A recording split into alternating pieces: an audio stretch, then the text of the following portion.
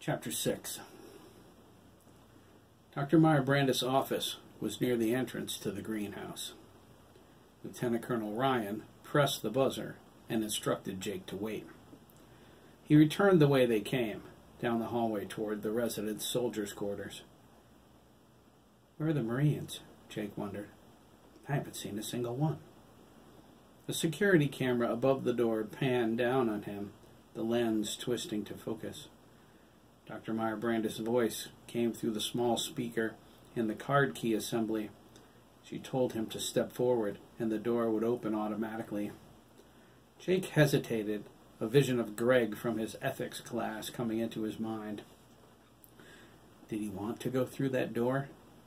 Did he even want to be in the same room with her again? Suppose he slipped and said the wrong thing.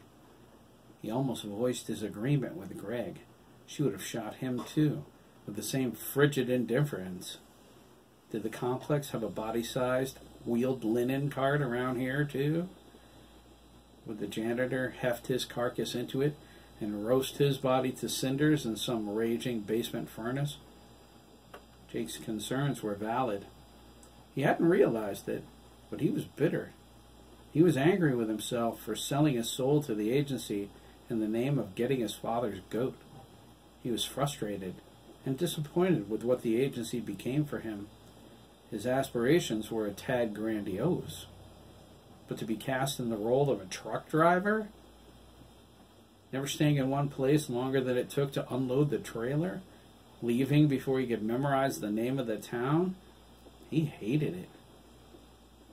There was the doctor, too. He hoped never to see her face again. Her expression when she shot his classmate, so aloof, like swatting a mosquito. Did she afford Greg any more thought than she would have the insect? How could life be so meaningless to her? Despite Jake's earlier bravado, this was his first assignment. What if he screwed it up? Would she kill him with the same ease? No, Jake thought, probably easier. He steeled himself, stepped forward, and entered the office. Come in, Agent Danziger, Dr. Meyer-Brandis said, from behind her desk. She gestured to a chair in the middle of the room, facing her. Jake nodded and sat. Dr. Meyer-Brandis looked the same as she did during ethics class, right down to her leering gaze. Her pale blonde hair, grayer, was tied back in the same manner. The lines in her face were more clearly defined. It suggested she didn't smile very often. She had her hands folded on top of her desk. Her manicured fingernails were cut short and covered with a clear polish. It was the only makeup she wore. Her glasses had titanium frames. The lenses whispered a slight rose tint. Her gray eyes burned into Jake's soul. Despite his nervousness, Jake memorized the layout and details of the office. The decor was quaint, as if she had tried too hard to make it seem homey. Her desk was black formica. He assumed the overflowing ashtray on it was the source of the stale cigarette odor permeating the room. The carpet and her phone were also black, as was her computer. A Dell. The plastic flowers on the end table were a nice touch for a bit of color, like the painting of Long Island Sound hanging above the green vinyl sofa against the far wall. Gross, Jake thought. Vinyl? How lame. 3 people were sitting on the offensive sofa. Jake recognized the 2 men, but the stern-looking woman between them was a mystery. Whoever she was, she appeared angry. Jake took note of the door's location and gritted his teeth. He thought, one way in, one way out. He didn't care for that. At least I'm not alone with her. Thank you, he finally replied. His voice seemed small, a child in the principal's office. Your look is different, Dr. Meyer-Brandis remarked. She pointed out how long his chocolate brown hair was. The beard he sported was new, too. It was full, but short and black. Jake brushed at it self-consciously. His brown eyes searched her expression for disapproval. He lowered his gaze. "He looks like a common hoodlum," Dr. Helen Wainwright said. Her blonde hair was streaked with white and tied back in a bun, a fading dye job. She was frumpy and overweight around the middle. She wore pale nurse's greens and a white lab coat. Her round face was accented by deep crow's feet made more prominent by her scowl. Jake shot her a surprised gaze. Her manner was hostile. He ignored her and focused on the men. "Lots of high-caliber talent in this room," Jake said. He cleared his throat. "Whatever's going on here, it's big." "Explain high caliber, Agent Danziger," Dr. Meyer Brandis said. She moved her glasses to the end of her nose. She glared over them. Her gaze gave him the sense she had X-ray vision. Jake shifted uncomfortably in his seat. "Well, I don't know who the old broad is," he remarked, thumbing at Dr. Wainwright. The men stifled their chuckles with snorts and feigned coughs. Dr. Wang held his mouth closed with his hand. Dr. Wainwright glared at them. Jake continued, "But Dr. McAllister I know for sure. Who doesn't?" The snickering man on Wainwright's left nodded. He was tall, easily 6'2", and thin as a rail. He wore smart black pants, a maroon shirt, and a slim leather tie. His narrow face held a pair of gold spectacles. His eyes were electric blue, his hair stark white, etched with silver. Of all of the doctors, his lab coat was cleanest. Jake suspected he was married, a point confirmed by his wedding ring. He gripped his gray beard, trying to pull his smile down. "Put a sock in it, Rory," Dr. Wainwright said. "Doctors, please," Dr. Meyer Brandis sighed. She turned back to Jake. Jake said, "He's the recognized god of computer science, software design and programming. He makes Microsoft look like Pee-wee's Playhouse." "And who else?" Dr. Meyer Brandis asked. "You," Jake replied, sitting up and adjusting himself. "Genetic engineer, right? And him?" He gestured at Dr. Wang. "Some whiz kid with cybernetics, a breakthrough with artificial limbs, disappeared some years back." "Dr. Tan Wang," she confirmed. "You have quite a memory." "I try." "The old broad is Dr. Helen Wainwright," Dr. Meyer Brandis said with a sly smirk. "She's the resident psychiatrist for—" "Now, just a damned minute, Carolyn," Wainwright objected, standing. "Sit down now," Dr. Meyer Brandis said. Dr. Wainwright sat. "There's that look," Jake thought. It bordered on mania. It scared him. Would she kill Wainwright? He wondered. Her expression suggested she wanted to. A lot. "That's better," Dr. Meyer Brandis said. Her mood shifted as if on command. It was very creepy. "To the business at hand." She leaned toward Jake. "We have a very special assignment for you, Agent Danziger." Dr. Wainwright snorted. Dr. Meyer Brandis shot her an angry glare. "What is it?" Jake asked. "An assignment you shouldn't have," Dr. Wainwright said. "Helen," Dr. McAllister cautioned, pulling his pipe out of his lab coat pocket.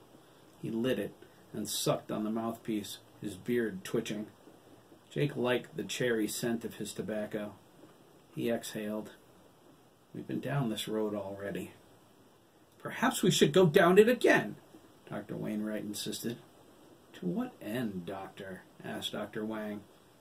His voice was soft and unassuming. He pushed his long black hair away from his black eyes. "The decision is made." "Well, it needs to be changed." Jake was stunned. Dr. Wainwright was losing her composure. She stood once more, gesturing at him as if he were a reptile. "I mean, just look at him," she cried. "He's worse than I thought. He's all wrong for Oliver. Oliver? Jake asked. Whose? But the choice was Oliver's, Dr. Wang said, not yours. Quite, Dr. McAllister agreed. Maybe it shouldn't have been. Oliver has no social experience whatsoever, especially with a man of Danziger's ilk. This is pointless, Dr. McAllister began. Dr. Wainwright spun, interrupting him with, Is it? This whole idea stinks. We raised Oliver in a world without conflict. How is he going to handle himself out there? What if something goes wrong? She turned to Jake. He's a rookie, for God's sake. Unprepared for an assignment of this magnitude. Dr. Wainwright? Dr. Meyer-Brandis asked. Wainwright ignored her. She paced, her face coloring. He isn't much more than a boy himself. Hey, Jake objected. Who does she think? And then, she continued, there's his reported association with a well-known homosexual. All right, Jake snapped, rising. That's it. I don't think it is, Dr. Wainwright raged. Enough! Dr. Meyer-Brandis exclaimed, slamming her fist down on her desk. The room grew silent. Jake turned and sat, shaking his head. She's talking about Cody, he thought. How do they know about... Oh, right. What am I thinking? The agency probably knows how many times a week I pee. Jake looked at Dr. Meyer-Brandis, who glared at Dr. Wainwright. Get out, she said to the psychiatrist through clenched teeth. Excuse me? Dr. Wainwright asked. You can't do that, Carolyn. I'm on staff here, and Dr. Meyer-Brandis stood. You are dismissed, Doctor, she spat, her cheeks flushing. Jake watched her. He waited for the chrome-plated 9mm with the silencer to appear. Dr. Wainwright's mouth hung open. Her eyes went to Dr. Wang and Dr. McAllister.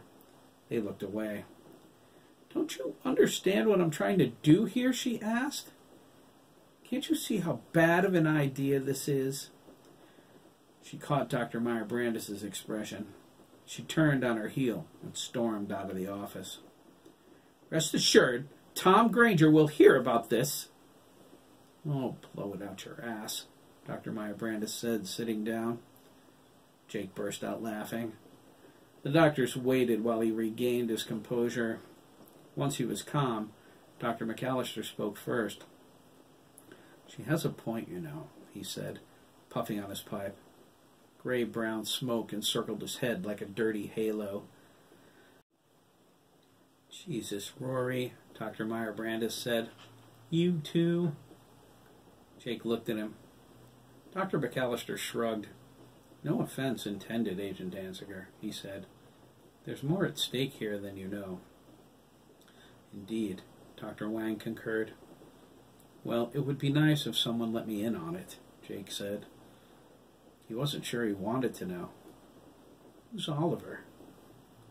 Oliver Jeffrey Taylor, Dr. Meyer-Brandis said, is the reason we summoned you to the complex. He's here? He will be, Dr. Meyer-Brandis replied. He's out with the other boys doing their morning physical training. Boys? Jake asked, confused. Lieutenant Henderson said the same thing. There are boys here? As in kids? At an agency training facility. Dr. McAllister nodded, crossing his legs. 7, to be exact. Oliver is the oldest. And how old is that? Oliver's 15, Dr. Wang said. Jake cocked his head inquisitively. Have you ever heard of lupus animus? Dr. Meyer-Brandis asked, leaning back in her chair. No, Jake replied. What is it? It's a disease, Agent Danziger, Dr. Wang said. One that makes AIDS look like the chickenpox, Dr. McAllister added. Jake's face filled with concern. Dr. Meyer-Brandis waved it away. Don't worry, she informed him. It's not contagious. The boys were born with it. Jake shook his head. Let me get this straight, he said. This complex is for sick kids? Agent Danziger, Dr. Meyer-Brandis said. You have no idea. The doctors explained. Jake's head started to spin. Few people knew about lupus animus. 7 boys had it, all from different parts of the country and different families. Was it a terrorist attack? A biological weapon? A virus engineered by a hostile government? Was it natural? They didn't know. But after the first case, Oliver, the government feared an epidemic and commissioned the complex to search for a cure in private. After years of research, when it looked like they might never find a cure, Oliver was discovered to be well. This is all fine and good, Jake interrupted, trying to focus. He felt like he was drowning. But what does this have to do with me? Isn't that obvious? Dr. McAllister asked. Not particularly. Dr. Wang said, we can't find any trace of lupus animus in Oliver's system, Agent Danziger. If he's not sick, he does not need to be isolated here any longer. He deserves some semblance of a normal life away from the complex.